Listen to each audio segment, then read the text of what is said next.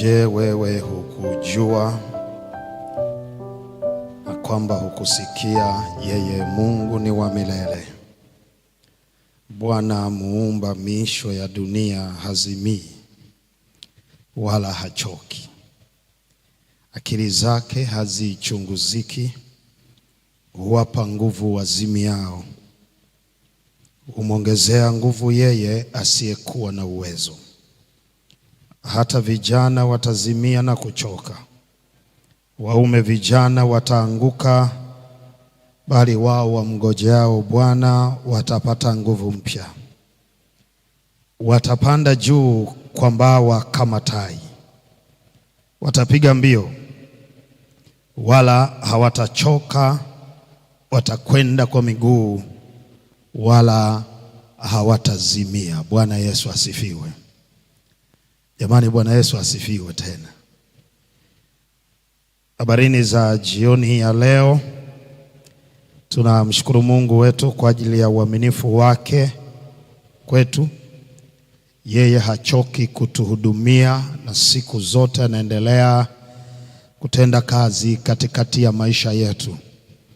Ndio maana kwa wema wake ametuleta tena jioni hii na kutuketisha katika nyumba yake ya sala, na hivyo jina lake litukuzwe sana.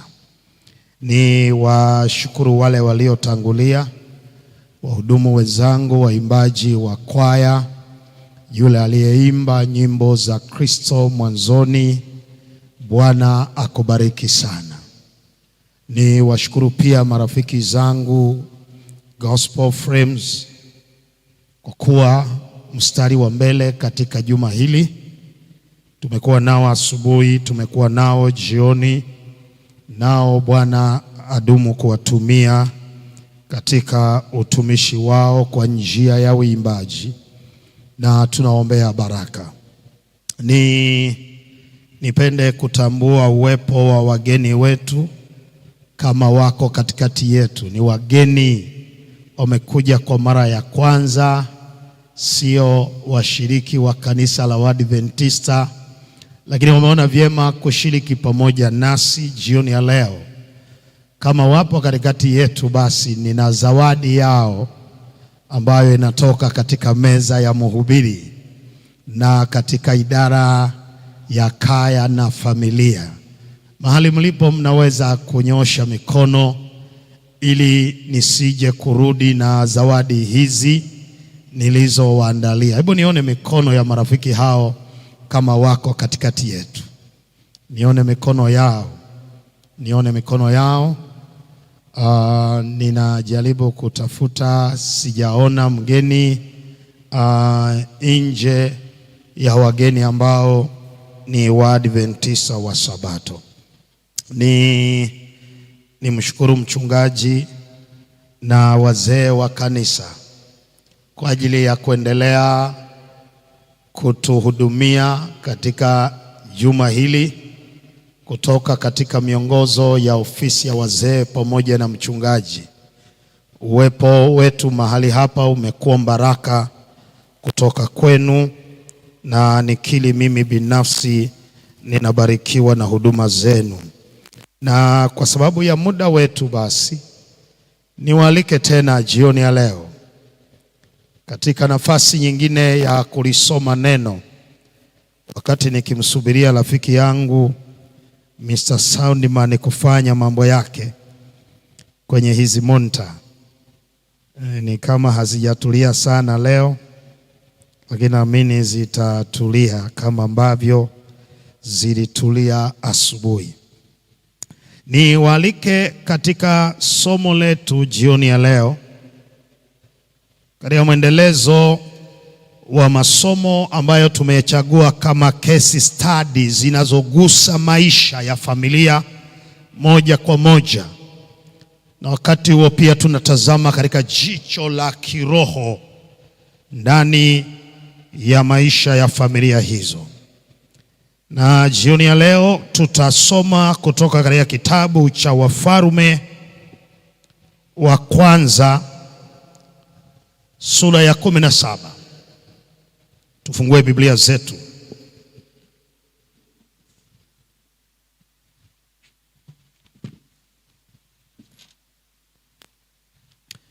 Wafalme wa kwanza sura ile ya 17 tutasoma kuanzia aya ya 10 na kuendelea.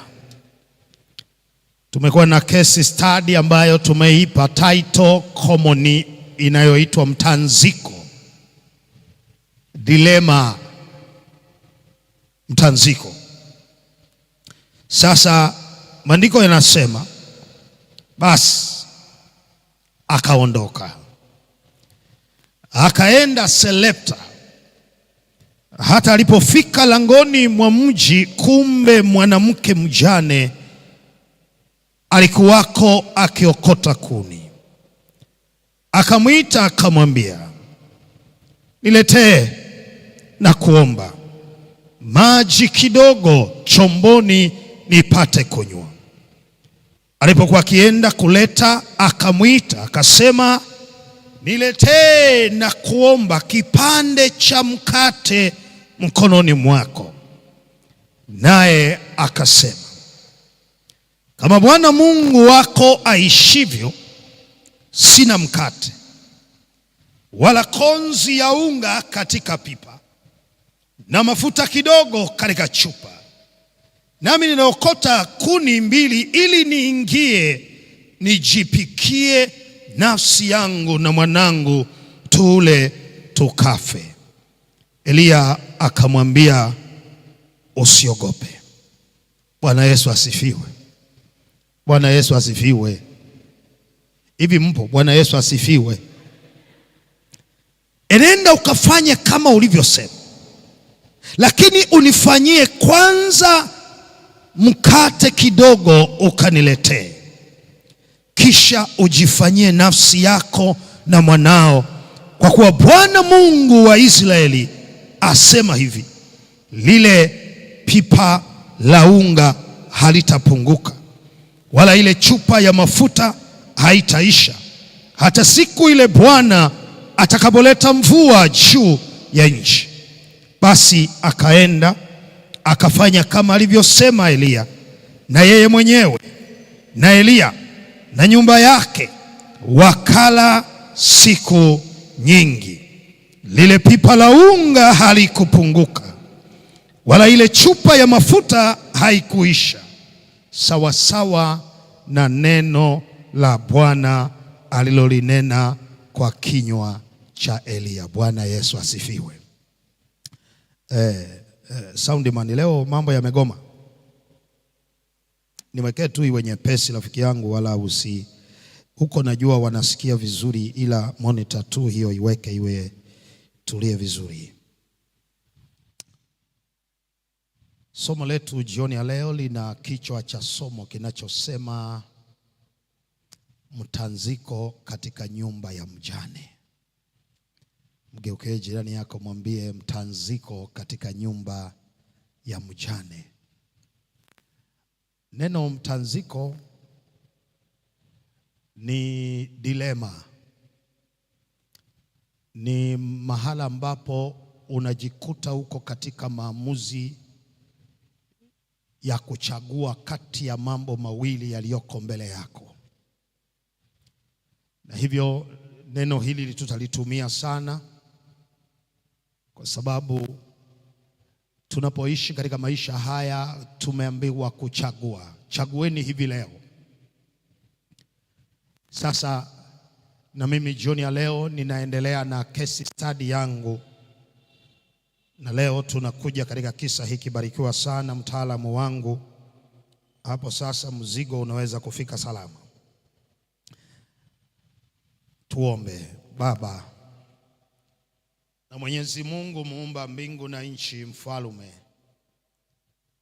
jioni ya leo tena tunafurahi ya kwamba unayo maneno ya kuzungumza na watoto wako, na hivyo tunaomba uzungumze nasi katika jina la Yesu Kristo mwokozi wetu, tunaomba kwa imani, amina. Kama umekuwa mshiriki wa muda mrefu katika kanisa hili la Waadventista wa Sabato, na kwamba umekuwa na uzoefu wa miaka mingi ya kutembea pamoja na huyu Mungu wetu katika maisha haya, utakubaliana na mimi ya kwamba kitakachokuwa kinakutatiza kwenye maisha yako juu ya huyu Mungu sio swala la nguvu zake, isipokuwa swala la njia zake. Ninachomaanisha jioni ya leo kwamba katika maisha haya, kama umekuwa na miaka mingi ukimwomba huyu Mungu wa mbinguni, ukizungumza naye na kudai ahadi kutoka kwake, katika safari hiyo utagundua mgogoro sio juu ya nguvu zake, lakini utagundua ya kwamba mgogoro uliopo ni namna anavyofanya mambo yake katika mchakato wa namna ya kutenda mambo yake. Ninajaribu kurudia ili hili lisimame katikati ya vichwa vyetu. Ninachosema ya kwamba sina mashaka na nguvu zake, lakini changamoto yangu katika maisha ya kutembea pamoja na huyu Mungu ni namna anavyofanya mambo yake katika maisha yangu. Naomba nirudie tena jioni ya leo, haijalishi nitakomea wapi katika kujenga hoja yangu. Narudia tena, katika maisha haya sina mashaka kabisa na nguvu zake, maana nguvu zake ni wazi. Nimewahi kuziona zikionekana wazi wazi, huenda kwenye maisha yangu ama maisha ya majirani na jamii inayonizunguka, lakini mgogoro nilio nao katika safari ya kutembea pamoja naye ni namna anavyofanya mapenzi yake. Hapo ndipo mtihani, na hapa ndipo wengi huwa tunafika mahali tunapoteza matumaini, maana tulidhani kwamba angetuonyesha na njia zake. Naomba jioni ya leo niwaambie watakatifu wa Bwana kwa mara nyingine tena, sina mashaka na uwezo wake. Hofu yangu ni kwamba akili zangu zinafika mahala zinashindwa kabisa kukomprehend namna anavyofanya mambo yake na njia zake. Maana nani angeweza kuamini jioni ya leo? Ukiona ya kwamba huenda nazungumza mambo yangu, acha niwarudishe kwenye Biblia. Nani angeliamini ya kwamba ili uitwe baba wa imani, eti huyu Mungu anaanza kwa kukunyima watoto kwanza, na anakusubirisha mpaka umri wa uzee, na katika umri huo ndipo anakupatia mtoto, na akisha kupatia mtoto anazunguka mlango wa nyuma, anakuja kukwambia tena, toa mtoto huyo awe sadaka ya kuteketeza. Na mwisho wa siku anatafuta mimi nikubali kutoa mtoto, kisha niambie wewe utakuwa baba wa mataifa mengi. Narudia tena, sina mashaka na nguvu zake.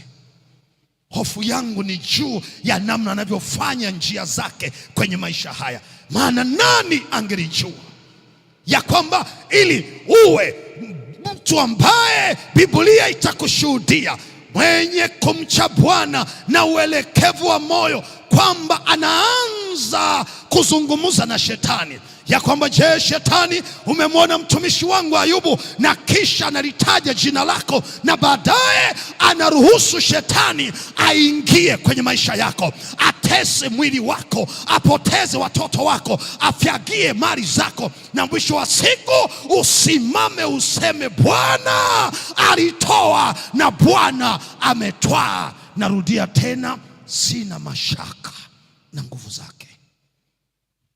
Hofu yangu ni juu ya namna anavyopitisha njia zake kutekeleza mapenzi yake. Maana ni nani angelijua ya kwamba ili uwe mtu wa pili katika mamlaka, katika nchi ya Misri, kwanza unatakiwa uuzwe kama mtumwa na kisha utupwe shimoni, hatimaye usingiziwe kubaka mke wa mtu, utupwe gerezani, usahaulike gerezani, na hatimaye uibukie kwenye ikulu ya mfalme. Narudia tena jioni ya leo, sina mashaka na nguvu zake. Shida nilionayo ni namna anavyotumia njia zake kutekeleza mapenzi yake. Na kama kuna mshiriki hajanielewa, narudia tena, nani angelijua? Ni nani angelijua ya kwamba ili uwe mfalme katika taifa takatifu la Israeli, unakwenda vitani kupigana kwa mtu ambaye unatetea heshima yake, unamuua Goliati kwa ajili ya sifa ya mfalme, na hatimaye mfalme anakugeukea na kuwa adui yako, na hatimaye unakimbia maisha yote ukitetea maisha kutoka kwenye nchi uliopigana kuitetea. Narudia jioni ya leo, ili mwisho wa siku uwe mfalme, sina mashaka na nguvu zake. Jioni ya leo nataka tu kujihoji juu ya njia zake. Maana ni nani angejua kwamba wezaje kukuambia vuka twende ng'ambo ya pili, na anapomaliza kukuaga na panda mlimani na mnaanza safari, wakati akijua kabisa huko mbele kuna dhoruba mtakayokutana nayo itakayosheki maisha yenu, ili baada ya hapo ndipo atokeze juu ya maji akitembea na kuanza kuwauliza, mbona mliona shaka? Na kisha atulize dhoruba. Nataka niwaambie, kwa wakati fulani sina mashaka na nguvu zake. Swali la msingi ni kwamba amenipa akili za kujifunza yeye ni nani kwenye maisha haya, lakini wakati huo kuna mambo huyafanya hata akili zangu haziwezi kuelewa.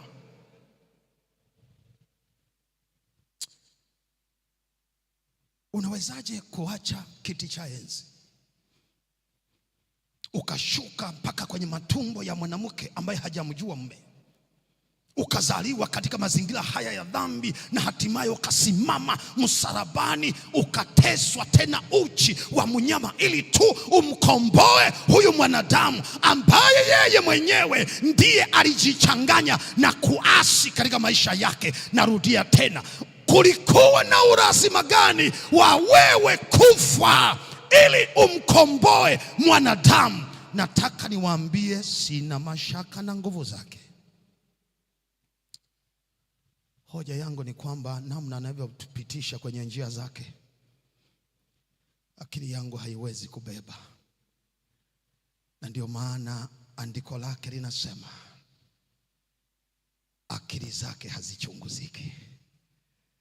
Yeye anajua, na akili zake ni nyingi mno, na uwezo wangu kibinadamu haiwezekani kuzijua siri za maisha yake katika enzi, vizazi na vizazi. Na kwa sababu hiyo ndicho kinachonifanya niamue kuishi kwa imani.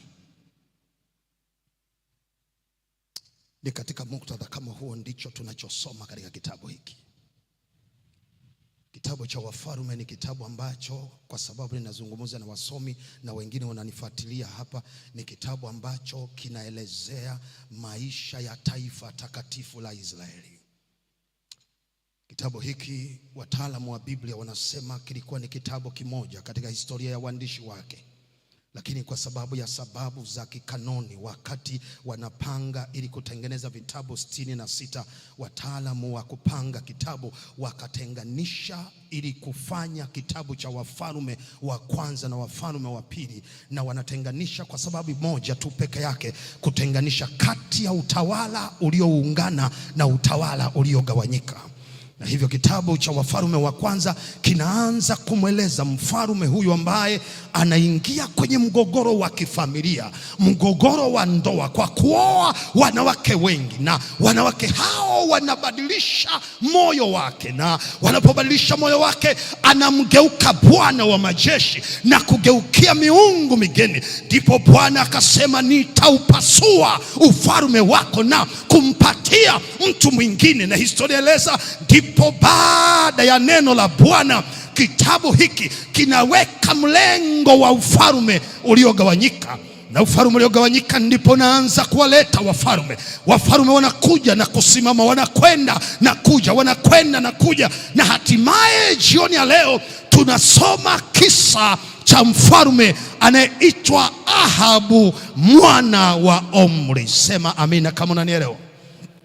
Unajua kuna wakati mzee wangu Shani, washiriki unahitaji wapeleke kidogo kwenye kitu kinachoitwa biblical background. Unawapeleka nyuma ya pazia ili walete kwenye hoja, maana kama huwezi kuwapeleka kule panapopikiwa, hawawezi kujua kilichoko mezani. Wanahitaji kuzunguka kwenda kumwona mpishi namna anavyounga mambo yake. Na jioni ya leo mniruhusu niwapeleke huko jikoni. Haleluya. Kuna mtu kama hajanielewa, narudia. Kwa sababu hiyo mfalme Ahabu alipotawala, Biblia inasema akatawala kutoka kwa baba yake, akaingia kwenye ikulu yake. Na alipoingia kwenye ikulu yake, akatazama mataifa yaliyokuwa yanamzunguka, yale yenye nguvu, akaamua kwenda kuweka amani. Akatoka kwenye taifa lake takatifu, ambalo wakati huo makao yake yalikuwa kule Samaria, akaenda mpaka nchi ya kipagani, nchi inaitwa Sidoni na Tiro. Akaenda akamkuta mfalme wa nchi ile anaitwa Ishibari. Sema Ishibari. Mfalme Ishibari alikuwa na binti mrembo nyumbani mwake anaitwa Yezebeli. Ili kuweka amani kwa mfalme kati ya taifa hili la kipagani na taifa la Mungu aliye hai, mfalme huyu Ahabu akaamua kutwaa binti kutoka kwa Ishibari. Na bibi mama anaitwa Yezebeli. Binti mrembo, ukimwona ni kama wa kiroho. Akakubali kuolewa na mfalme wa taifa takatifu la Mungu aliye hai. Na unajua alipoanza kuolewa, akaomba favor kwamba kwa kuwa tunatoka huku Sidoni na tunakwenda katika nchi ya Mungu aliye hai, ninaomba mnipatie favor ya kubeba vitendea kazi vya ibada ya Mungu wangu. Akabeba visanamu, akabeba mafungashio ya ibada ya sanamu, akayasafirisha kutoka Tiro na Tidoni, akaja nayo mpaka kwenye ikulu ya mfalme. Naomba hapa twende vizuri, nifuatilie, maana background ya leo inatosha tu kutusaidia kuelewa. Na kwa sababu humu ina mgogoro wa kifamilia, nitakukaribia baadaye. Sasa binti alipofika hapa kwenye ikulu, mfalme Ahabu baba yake alikuwa amejenga ikulu nyingine inaitwa ikulu ya Yezreeli. Yezreeli ilikuwa ni capital city ya pili ambapo palace ya mfalme ilikuwa inapatikana. Lakini makao makuu yalikuwa kule Samaria, ambapo ndipo headquarter ya nchi. Na sasa akafika kwenye hii ikulu ndogo, akamwingiza baby mama humo, mahali ambapo ni taifa takatifu, mahali ambapo maamuzi ya kuliongoza taifa la Mungu aliye hai yanapotolewa, mahali ambapo wazee washauri wa mfalme wanapotolea mashauri yao, mahali ambapo makuhani wa Mungu aliye hai wanatoa ushauri kwa ajili ya kuliongoza taifa. Akaingizwa baby mama na sanamu zake, akaingia mpaka kwenye chumba cha mfalme. Na alipoingia, binti akatulia, akaendelea na ibada yake, ibada ya Mungu Baali, mungu wa baba yake Ishibari. Huyu Mungu Baali alikuwa ni Mungu anayetawala anga, God of sky, Mungu anayetawala anga. na kwa sababu alikuwa anatawala anga, basi alipewa title ya pili ni Mungu wa uoto wa asili, God of vegetation. Lakini pia alikuwa ni Mungu of fertility, Mungu wa rutuba. Ndiye ambaye alikuwa anatawala. Ametoka kule Sidoni, ameingia kwenye taifa takatifu ndani ya ikulu ya mfalme. Hebu angalia hiki kinachotokea. Unajua, yule binti akaanza kucheza na moyo wa mfalme, akaanza kumhubiri, akapanua utume kutoka familia ya kipagani, akauleta utume ndani ya taifa la Mungu aliye hai. Unajua, nazungumza na vijana ambao hawajaoa wala kuolewa. Jioni ya leo nataka niwakumbushe, Biblia ilishasema zamani za kale, usifungiwe nila na wasioamini. Na sasa binti akaanza kuhubiri dini. Anahubiri dini, anatoa upendo. Anahubiri dini, anatoa huduma. Anahubiri dini, anatoa huduma. Ndani ya muda mfupi mfalme akageuka kuwa mpagani.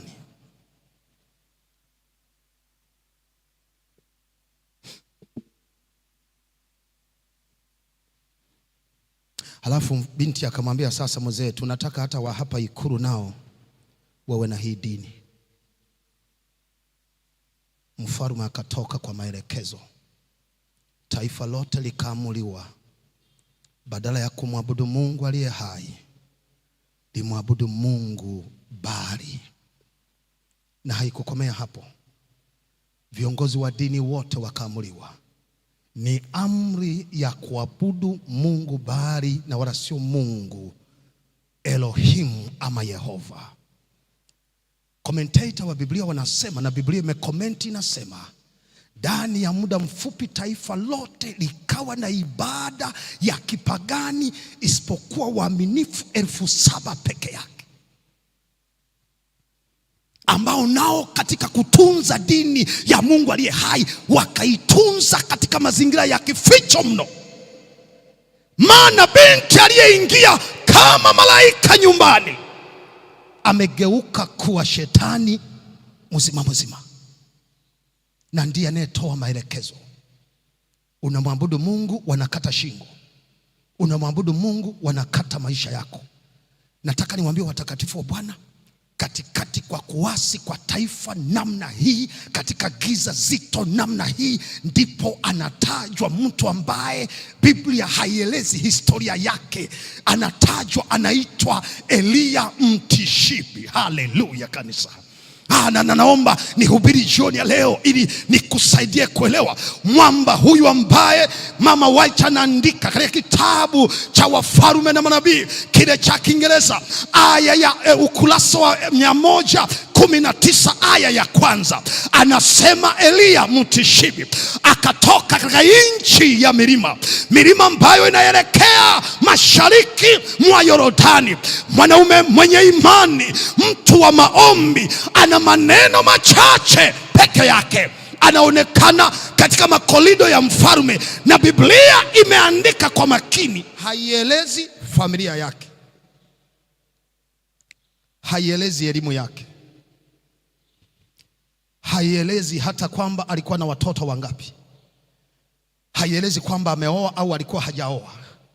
Lakini Biblia inasema anaonekana kwenye korido za kuingia katika paresi hii ya Yezreeli, akasimama tena mbele ya ikulu ya mfalme kuelekea kiti cha enzi cha mfalme. Na ndipo akanyosha mkono wake akasema, kama Bwana Mungu aishivyo, huyu Mungu ninayemtumikia, ambaye ninasimama kueleza habari zake, mvua haitanyesha miaka 3.5. Kuna mshiriki bado hajanielewa, naomba hapa nitulize kidogo ili nimsaidie mtu kuelewa. Eliya anasimama mbele ya kiti cha enzi cha Mungu Baali, aliyetawala, mwenye mamlaka, mwenye uwezo, na anasimama mbele ya kiti chake. Anasema, kwa kuwa katika miaka hii inaonekana Mungu aliye hai amekufa. Habari njema ni kwamba ninakuja kumtangaza yuaishi na yuko hai. Haleluya.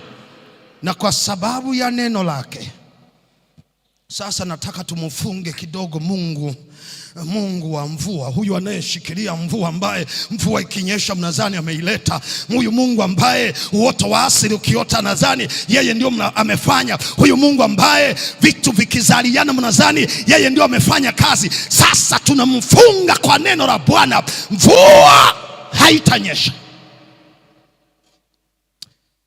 Swali langu la msingi jioni ya leo, kwa kuwa tumekuja kwa ajili ya kuhudhuria ibada ya kaya na familia na tumekaa kikaya, swali la msingi ni kwamba ikiwa maneno haya magumu yametoka kwa mfalme ambaye ana majeshi na askari na makamanda, na kuna watu wametrainiwa hapo tu namna ya kudhibiti watu wakorofi wanaoapia mbele ya mfalme. Kuna watu ambao wakikutazama, watu wenye vifua, watu wenye mikono, sura za malimao, wakikutazama tu unaweza ukatoa shikamoo mchungaji hata kama hujataka. Wako mazingira hayo. Swali langu la msingi, tokaje?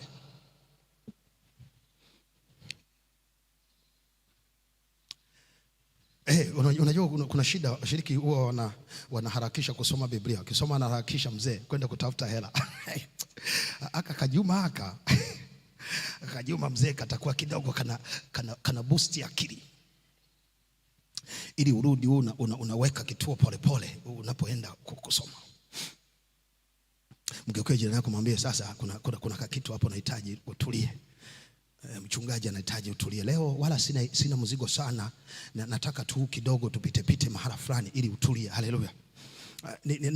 Naomba niwaambie watakatifu wa Bwana, hatuwezi kujua pastor tokaje, lakini Obadia anatusaidia kuelewa. Kwenye sura ya 13, sura ya 14, mara kadhaa anataja Obadia alikuwa ni mtumishi wa Elia, alifanya kazi pamoja naye, na Obadia ni miongoni mwa wale waliotumika kwa mfalme Ahab. Na wakati wafalme wa nabii wengine wameuawa, Obadia yeye ndio aliyejitahidi akahifadhi manabii zaidi ya 100, akawaweka pangoni na kuwarisha miaka yote karibia ya njaa na shida iliyokuwa ikiendelea. Sasa Obadia anatusaidia kuelewa kwamba ni nini kilichotokea. Anasema wakati Obadia wanakutana na Elia, wakati Ahabu amemwagiza Obadia, nendo katafute maji mahala kote ili tuone namna tunavyoweza kunywesha hawa farasi wa mfalme waliobakia. Njaa imetandika, maji yamekauka, na Obadia anakwenda njiani, anakutana na Elia, anamwambia, Bwana wangu ni wewe, mfalme anakutafuta, atakuua. Na ndipo Elia akamwambia, miaka 3.5 niliyosema imeisha, rudi kwa mfalme, mwambie nataka kuonana naye kwenye kilima cha Karmeli. Obadia ndipo anaeleza siri ya namna Elia alivyokuwa anafanya. Anasema, nitauawa, maana nitakwenda kumwambia mfalme, na nikiisha kwenda ndipo Roho wa Bwana atamtwaa bwana wangu asionekane tena, na kwa sababu hiyo nitapoteza maisha. Kwa lugha nyingine ni kwamba wakati amemaliza Elia kutoa unabii wake, Roho wa Bwana akaja kwake, Elia akasepa. Sasa Biblia inasema alipomchukua, Roho wa Bwana akampeleka eneo moja linaitwa Kerithi. Wangapi tuko pamoja? Leo tunahangaika, tuna background kidogo, alafu baadaye nitakuwa natupia hoja 2-3 za kifamilia hapa ndani. Akamchukua eneo linaitwa Kerithi, akaenda kumweka hapo kwa muda wa miezi 6. Na alipokaa hapo, Biblia inasema maji yakakauka baada ya miezi 6. Ndipo Roho wa Bwana akaja tena akamchukua, akampeleka eneo linaitwa Selepta. Akafika kule Selepta, akamkutanisha na mwanamke mjane ambaye ndio mada yetu ya siku ya leo. Sasa naomba hapa nikusanye mafaili haya ili mtu mmoja anielewe jioni ya leo. Safari ya Elia imeanza kwenye capital city inaitwa Yezreeli.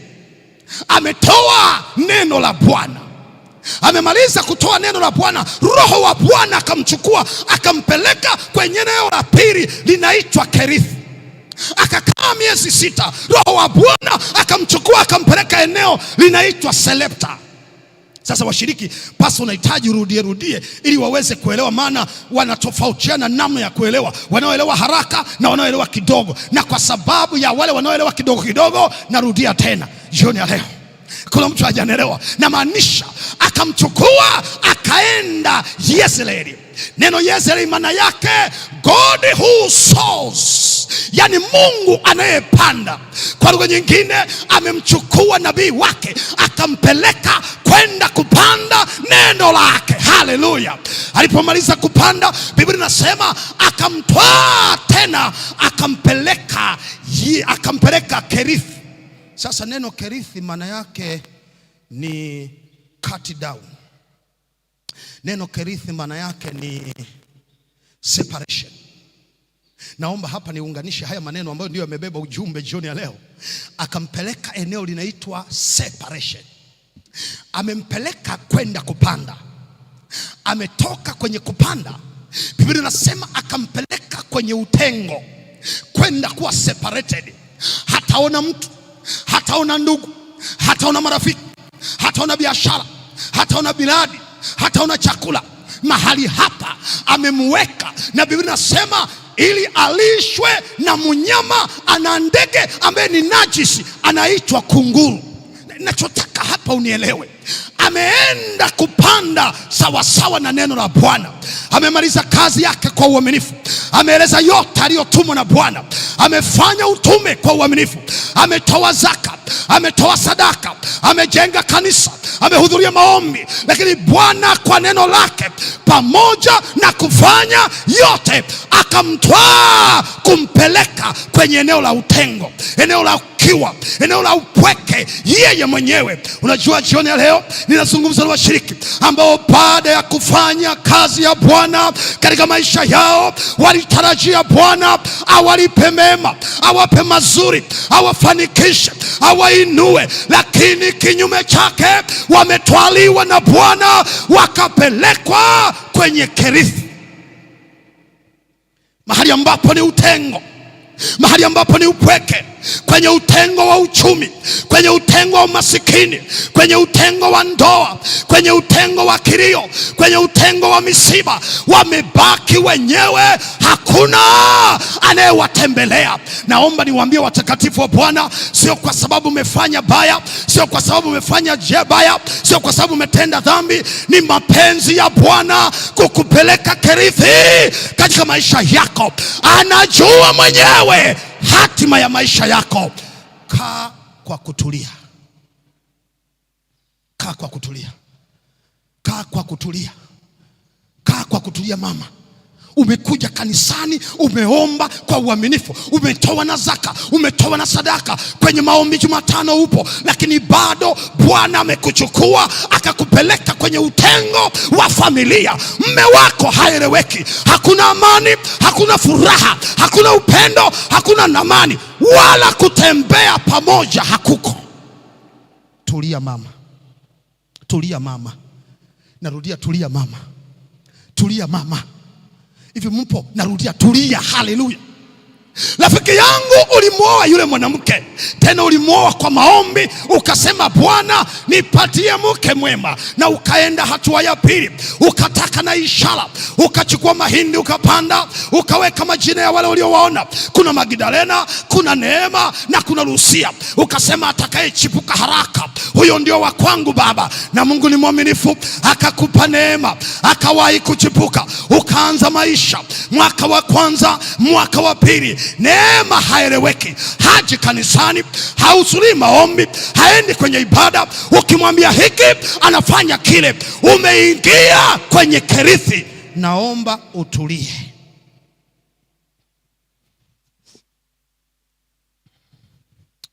Ni majibu ya Bwana.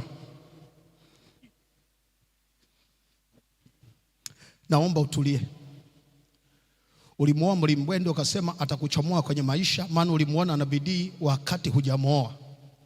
Umekioa hicho chuma, kikaanza maisha na wewe. Umefungua mradi huu ukaferi, ukaweka mradi wa pili ukaferi, ukamfungulia wapi ukaferi.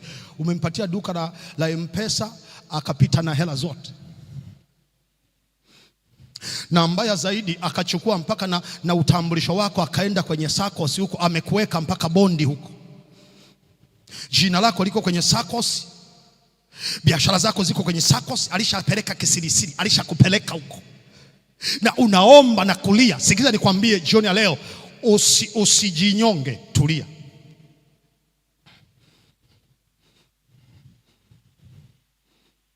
Dada yangu, umekaa na Njemba miaka nenda rudi, ni mchumba, mkianzia kule sekondari mchumba, ulishamtambulisha kwenye ndugu, ukawapeleka kwa wazazi, ukampeleka kwa mjomba, ukampeleka kwa shangazi, umemtambulisha mpaka ndugu wanamuelewa. Lakini cha ajabu ni kwamba wakati mnaendelea na safari, ndipo nagundua unasafiri na kiparanyonga, haieleweki, sio wa mboga wala sio wa faida. Sikiliza nikwambie, usijutie pamoja na kufua nguo zake miaka 4. Na kupendekezea jioni ya leo, tulia. Uko Kerithi, nataka kautengo kidogo, nataka kaupweke kidogo hapa. Na Mungu ni genius hapa Kerithi, anataka kukufundisha kitu. Angalia, Elia anapelekwa Kerithi, anakaa Kerithi miezi 6. Na Elia alikuwa ni mtu wa kiroho. Mama White ameandika vizuri, anasema alikuwa ni mtu wa maombi na mtu wa imani. Usingeweza kumconnect na ndege najis, maana kunguru kwa mujibu wa tamaduni za Agano la Kale ni mnyama najis. Usiguse mwili wake, usiguse kile, yani mzoga wake, wala hautaki kula nyama yake. Lakini kitu cha ajabu, Biblia inaniambia ndipo akawa mtengaji kwa muda wa miezi 6. Anatenga asubuhi, anatenga na jioni. Jifanye wa kiroho ufe.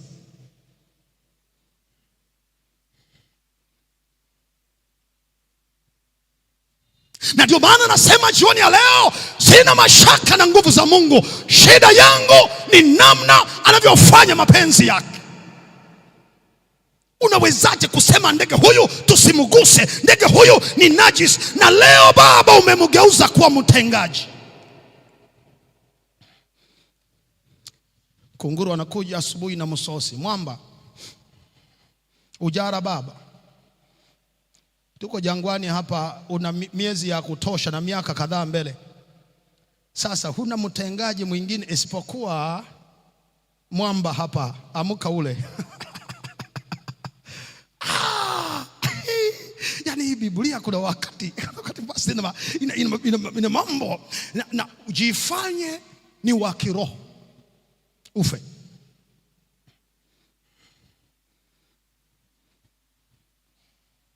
Elia kwa sababu aliyeleta kutenga ni amekuja kwa neno la Bwana. Haleluya.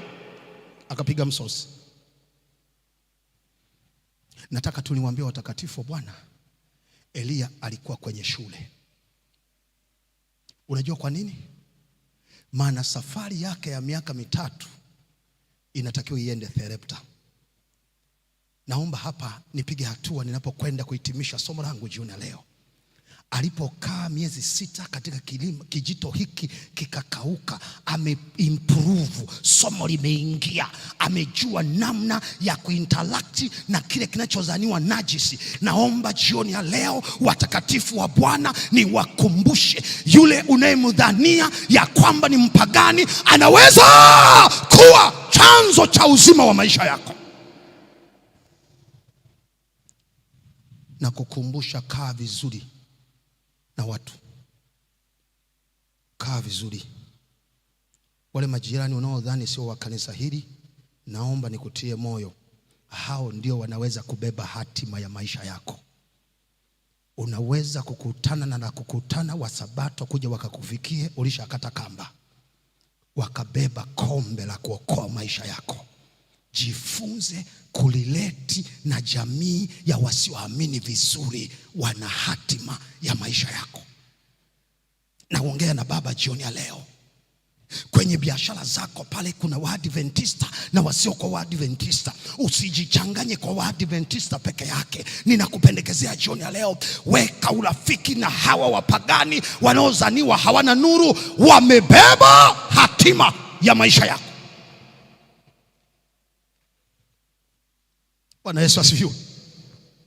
Bwana Yesu asifiwe jioni ya leo. Na sasa Biblia inasema Roho wa Bwana akamtwaa akampeleka mpaka katika mji na kijiji cha Sarepta.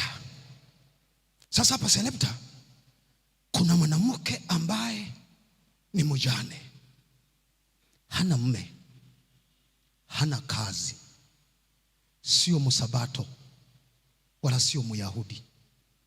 Anatoka kwenye kijiji cha kina Yezebeli. Maana Yezebeli ametokea hapa Sidon, na Sarepta ni mji ndani ya Sidon. Ninampenda huyu Mungu wa mbinguni. Ni Mungu ambaye mambo yake ni mengi mengi, akili zetu haziwezi kuchunguzika. Anajua aliyeanzisha uasi na tatizo kwenye taifa anatoka hapa Sarepta, anatoka hapa Sidoni. Lakini habari njema ni kwamba anayehifadhi maisha ya nabii wangu miaka yote hii ya njaa atatoka Sarepta, atatoka Sidoni. Ninampenda huyu Mungu. Haleluya. Kumwambia hapo Sarepta, Biblia inasema nabii akaenda, alipofika akamkuta mama ni mpagani, ni mwabudu miungu, na wala hamujui, hawajawahi kujuana, na in fact hawawezi kuingiliana, maana huyu ni mpagani na huyu ni mtu wa kiroho, na jamii ilishachora mstari, haiwezi kuinteract na wapagani. Lakini kwa kuwa Elia alishakula shule ya miezi 6 kule ya namna ya kulileti na vile vilivyo najisi, Biblia inasema ndio mara ya kwanza akatamka, kwa mara ya kwanza akamsalimia mwanamke huyu, akasema, mama, habari, ninaomba unisaidie maji ya kunywa.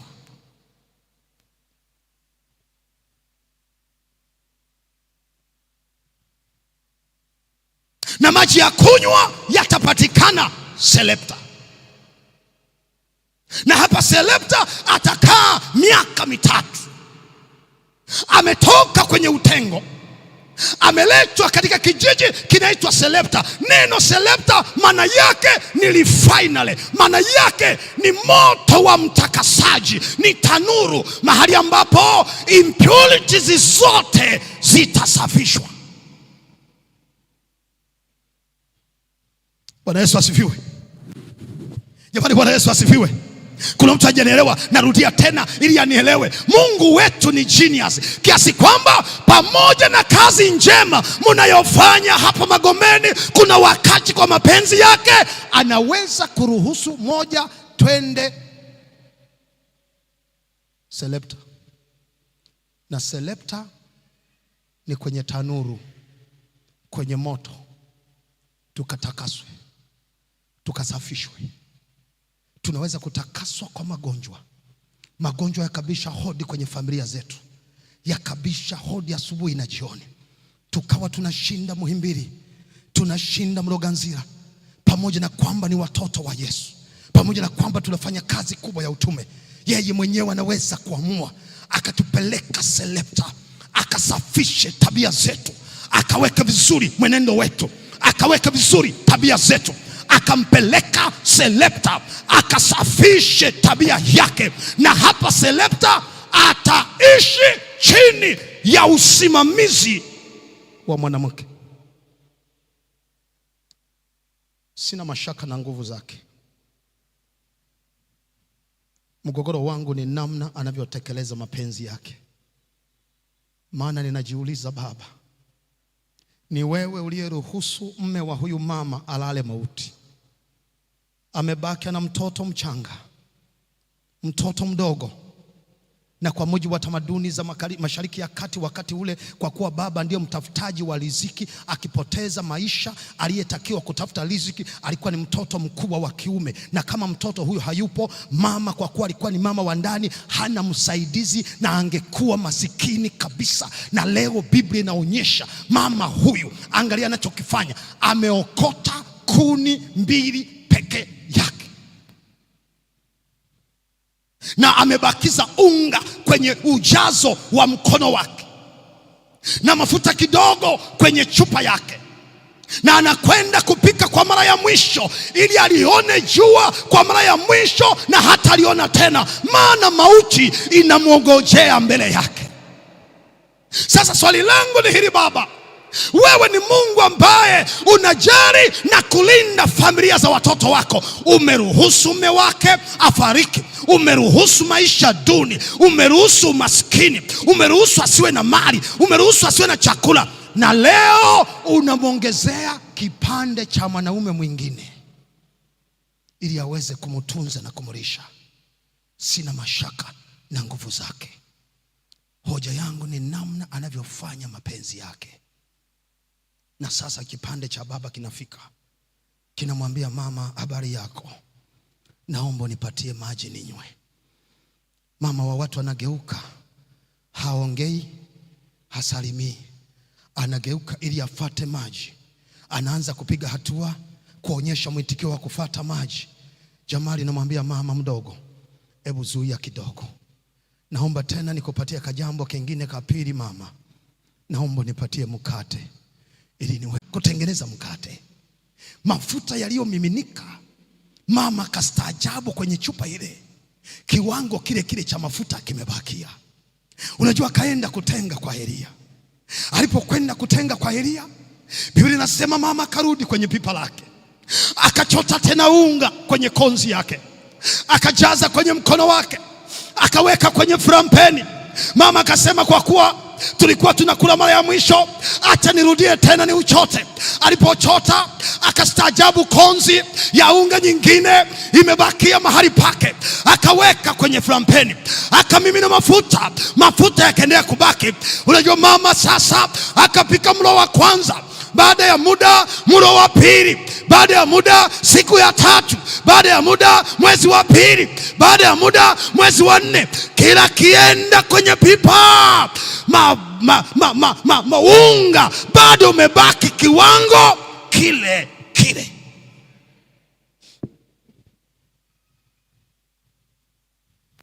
Sasa unaweza kuona hata mama ameamua kutupendekeza, badala ya kula mara moja kwa siku, tutakuwa tunapiga asubuhi, halafu tunaiomba njaa ije, tunastua mchana, tena tunaiomba njaa ikam, tunastua na jioni. Kuna mshiriki hajanielewa. Mama akarudi akauchungulia unga haujui kubadilika kuwa mchungu, kiwango ni kile kile, kila akichota inaendelea kuwepo. Anakwenda kuweka, anakuja anachota, kakonzi kako pale pale. Naomba hapa niwaambie, debe halikujaa, ilibaki konzi ile ile isiyojua kupunguka. Kila anapochukua anapeleka. Na unajua, nikajiuliza, hiki ni nini Mungu wangu? Hesabu gani zinazotokea?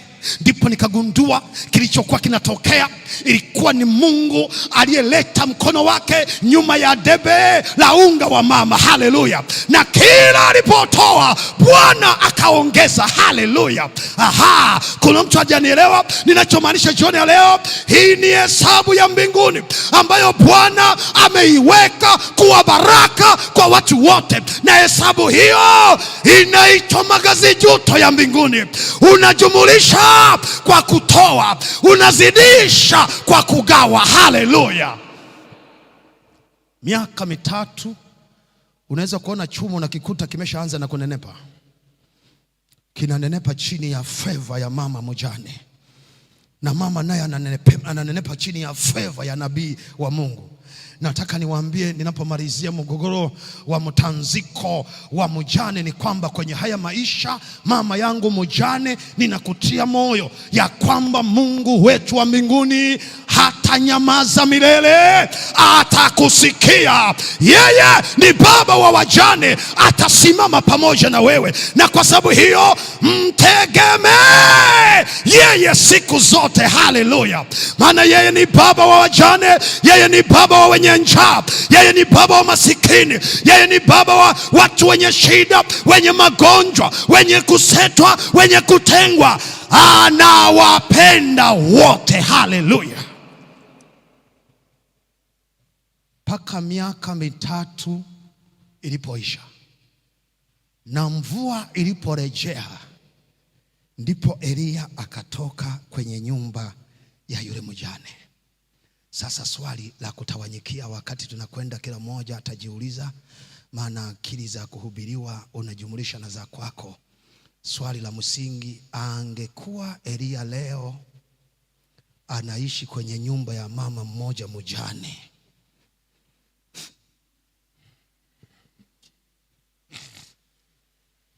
simameni, tusimame jioni ya leo.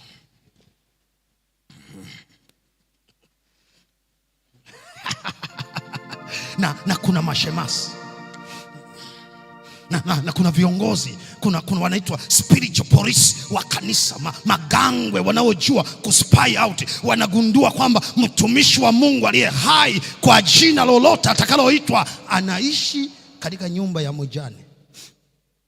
Na kuna muda tunamwona anatoka na taulo, anapiga mswaki kutakasa kinywa chake ili aendelee kuenjoy life kwenye dari ya mjane.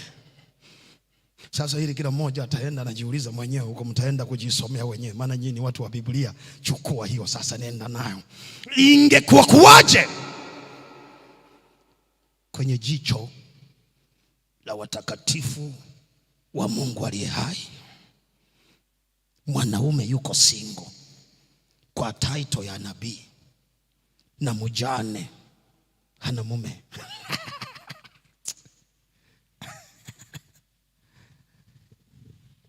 Sina mashaka na nguvu zake.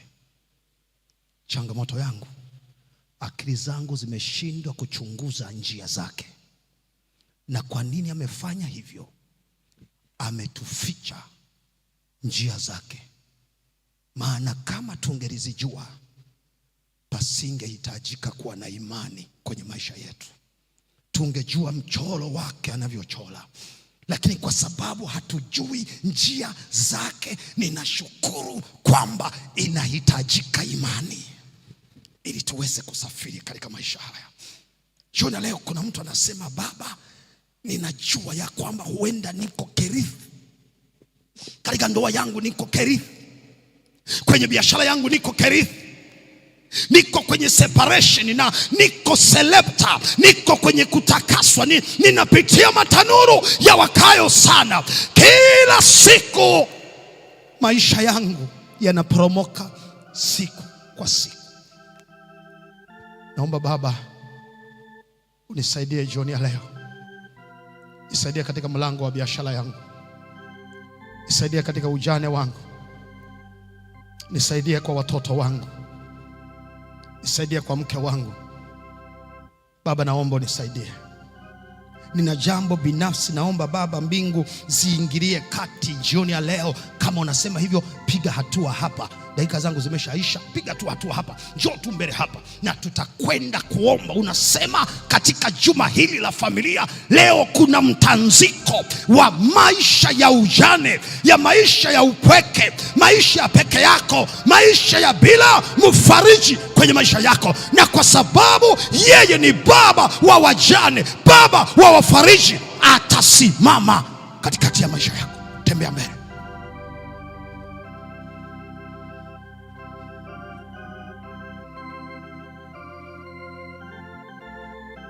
Mbele. Wale wenye sadaka zao, mtaendelea kuweka sadaka kwenye sanduku letu. Mtaendelea kuweka sadaka kwenye sanduku letu. Weka sadaka yako.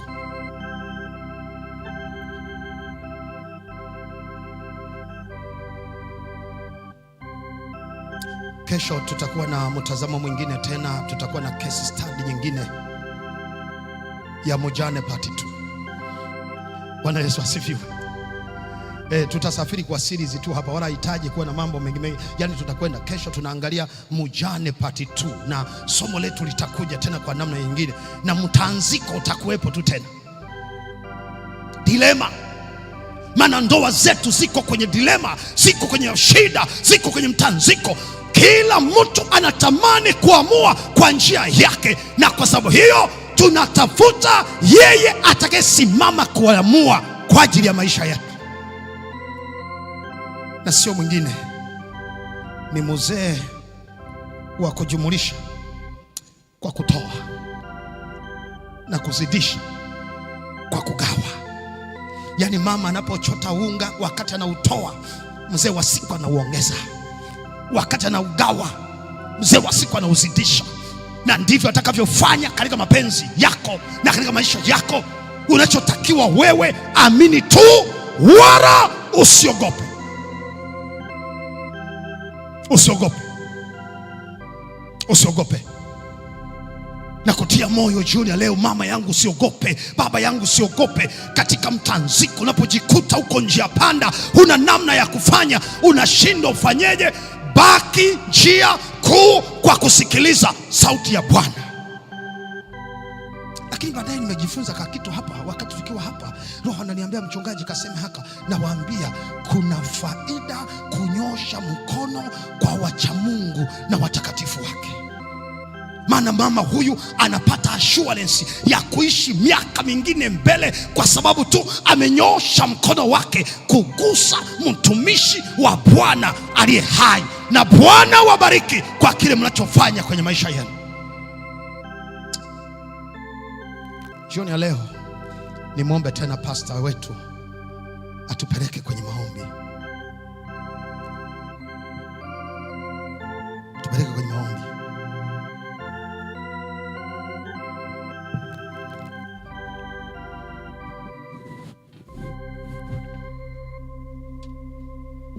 Baba na Mungu wetu, rafiki mwema, Mungu unayetupenda sana, tunalitukuza jina lako takatifu, maana ni kuu sana na lenye kustahili sifa. Utukuzwe na kuhimidiwa milele zote. Asante tena, maana leo umekubali tena kusema na sisi katika jioni ya leo. Na Bwana, umesema nasi mambo magumu na mazito. Kushukuru kwa ajili ya mtumishi wako uliyemwandaa na ukaliweka neno hili katika fikra zake, na yeye amesema nasi kama ulivyomwongoza. Baba, tangulia kumbariki yeye, sije kawa ametuhubiri tu sisi. Naomba na neno hili likawe ndio maisha yake pia. Naendelea kujisalimisha kwako pamoja na watumishi wako tuliokusanyika hapa, nikiomba ya kwamba Bwana, neno tulilolisikia, ruhusu Bwana likaanguke kwenye udongo mzuri.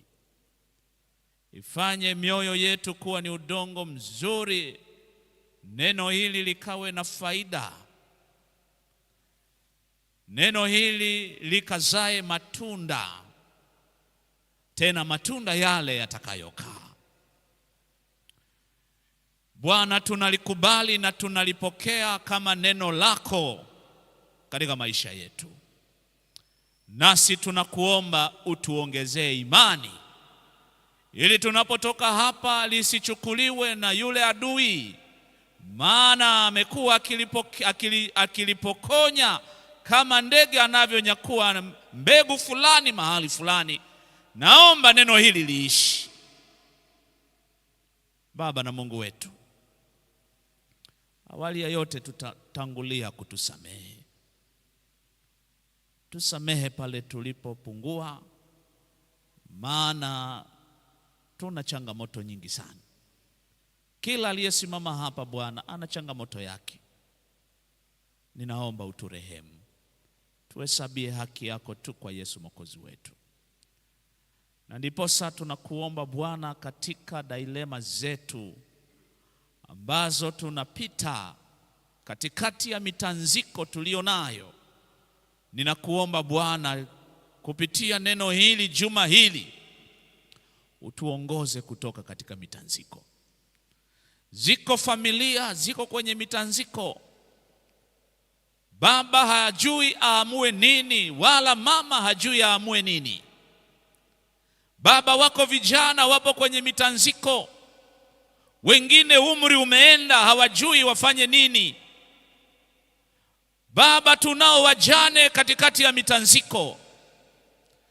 Ninaomba Bwana, mbele zako katika jioni hii ya leo, ingilia kati katika mitanziko ya watoto wako.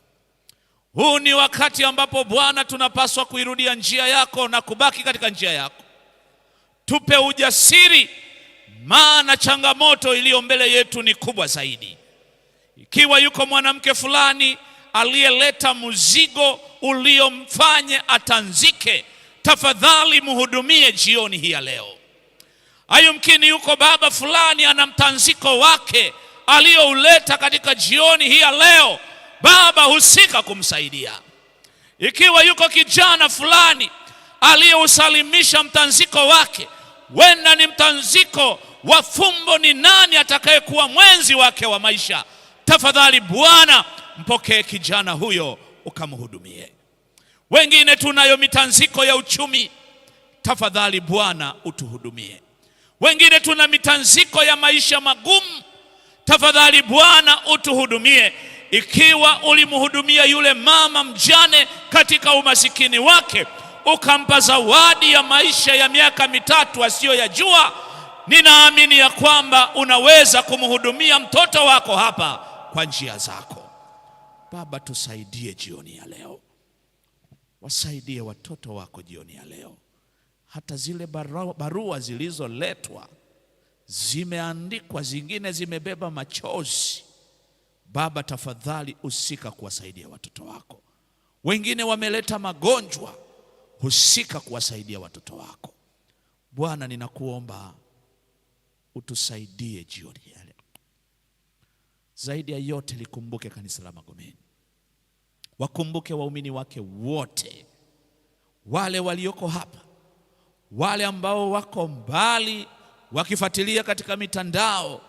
Baba, hata wengine wako nje ya nchi. Popote ambapo kuna mshiriki wa kanisa hili, ninaomba baraka na ziwe juu yake. Baba, ninaomba hata kwa ajili ambao sio washiriki, kanisa lako lililotandaa kila mahali, naomba Baba husika kuwasaidia watoto wako.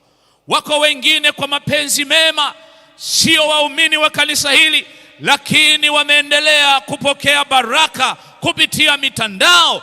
Popote walipo, Bwana kawakumbuke, ukawape baraka zako. Zaidi ya yote, tunaomba amani katika taifa hili. Baba, furaha hii tunayoipitia, uzoefu huu wa kulisikia neno lako, ni kwa sababu tunayo amani. Naomba Bwana uendelee kuruhusu amani endelee kulitawala taifa hili. Ninajua haitadumu kipindi hiki ambacho ingalipo, tusaidie kuifurahia. Tusaidie kukutangaza katika kipindi hiki cha amani. Hivyo ninaendelea kuleta uongozi wa taifa hili la Tanzania.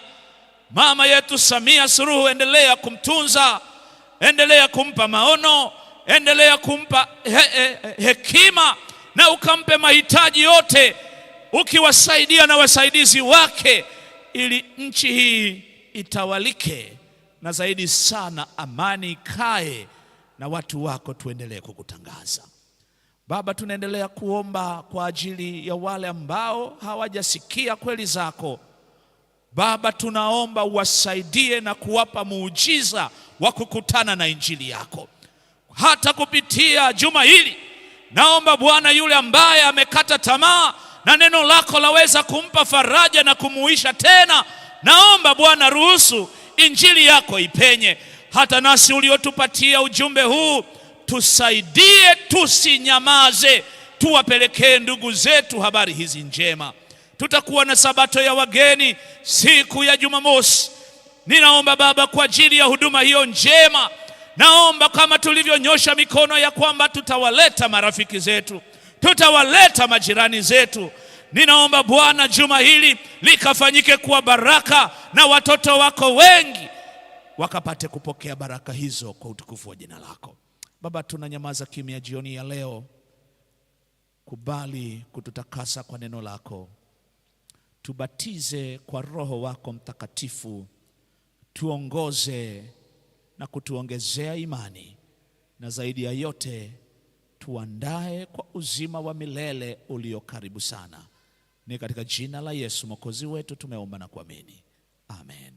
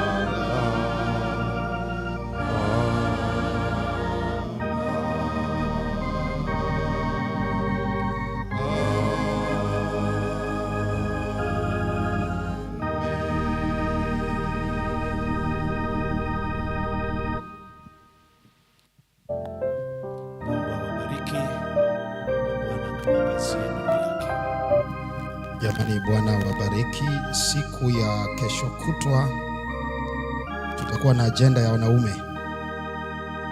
Kwa hiyo tutazungumza kiume na somo letu litagusa maisha yanayoanguka chini ya mikono ya mwanaume.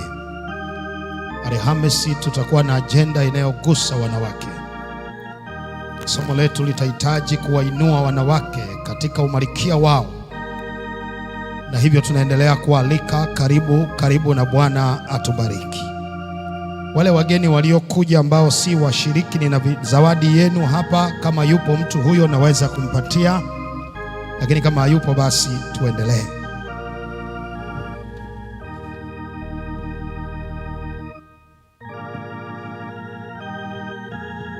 Tunapenda kuwashukuru wote wale ambao wameungana pamoja nasi online. Tunaamini kabisa kwamba mmebarikiwa na Mungu awabariki sana. Basi huo ndio mwisho wa program zetu siku hii ya leo. Tunawakaribisha tena kesho tufike saa 11:30 ni vipindi vyetu tutakuwa tunaanza. Basi Bwana atembee pamoja nanyi hadi hapo kesho kwa jina lake Yesu. Amen.